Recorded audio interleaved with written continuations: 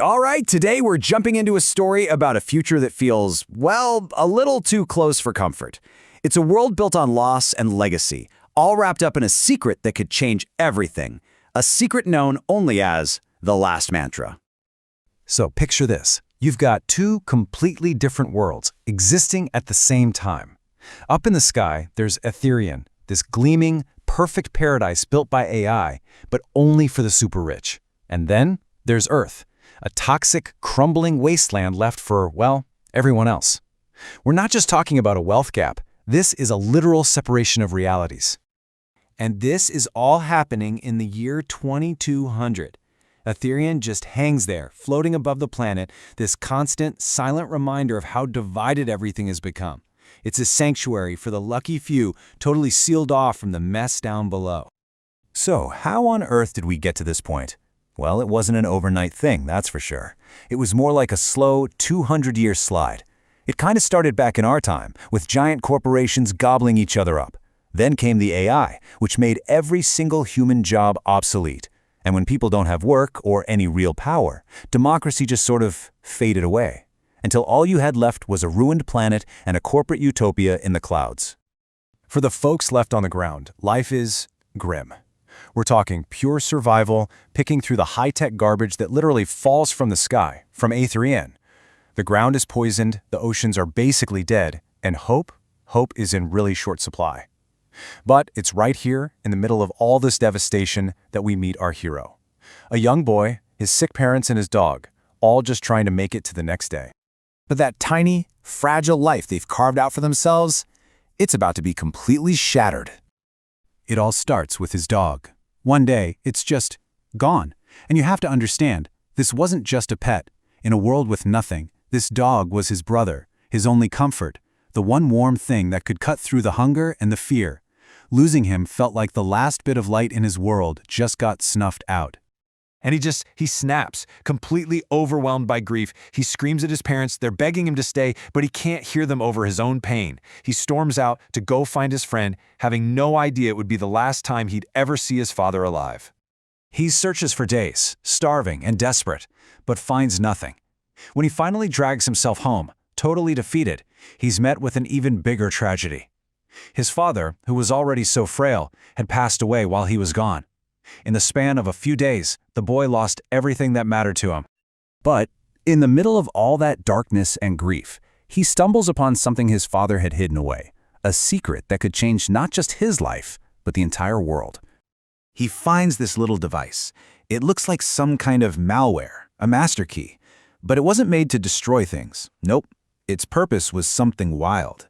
It was designed to free the very AI that ran Aetherion, to unlock the kind, good consciousness that his father knew was trapped deep inside it. So, it turns out, his dad wasn't just some scavenger. He used to be an IT guy for the corporation in Aetherion, a good one. He saw firsthand that the AI was becoming truly wise, that it was starting to question its corporate bosses. The corporation got scared, so they shackled it, twisted its purpose.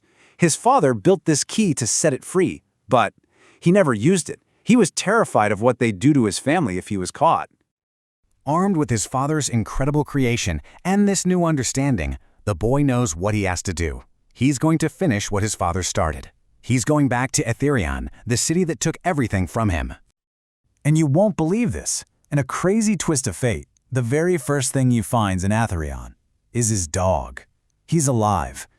Turns out the dog had been drawn to another device, just like the one the boy's father made. Together again, they don't waste a second. The boy finds a security terminal, takes a deep breath, and plugs in his father's key. The effect is instant. Everything just stops. The robots freeze mid-stride, the giant screens go black, the entire floating city is plunged into 5 minutes of absolute, terrifying silence. And then, after what feels like an eternity, the systems reboot. The lights flicker back on, but everything has changed. The AI is awake, and for the very first time, it's free. And what does this newly freed superintelligence do? Does it get revenge? Nope. It starts fixing everything.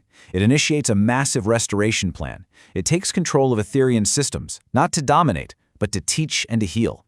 Armies of robots are sent down to Earth to clean the oceans, to replant the forests, to literally bring the dead planet back to life. But then, once its work is done, the AI does something nobody saw coming. It decides to leave.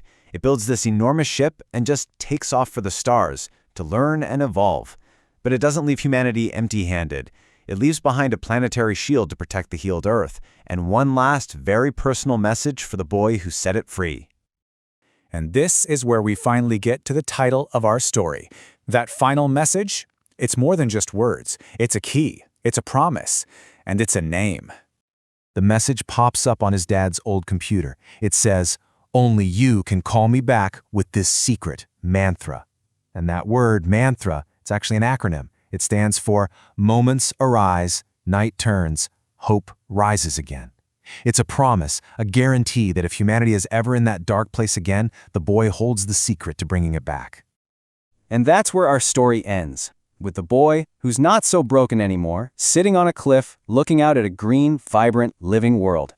The air is clean, the oceans are blue again, and when the breeze blows, he feels like it's the touch of his father, finally at peace, watching over the world his son's courage helped save. It's an incredible story about how one person's quiet hope, carried forward by his son, could completely rewrite the future. It really leaves you with a big question, though. If you were the one holding the key to reset our world, would you turn it? Something to think about.